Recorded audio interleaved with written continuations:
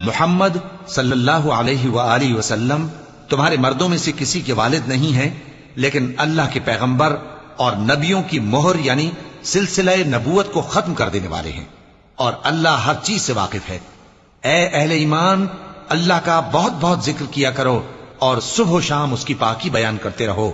وہی تو ہے جو تم پر رحمت بھیجتا ہے اور اس کے فرشتے بھی، تاکہ تم کو اندھیروں سے نکال کر روشنی کی طرف لے جائے، اور اللہ مومنوں پر مہربان ہے۔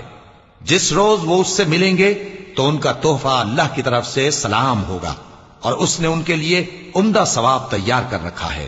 اے پیغمبر، ہم نے تم کو گواہی دینے والا اور خوشخبری سنانے والا اور خبردار کرنے والا بنا کر بھیجا ہے، اور اللہ کی طرف اسی کے حکم سے بلانے والا اور چراغ روشن۔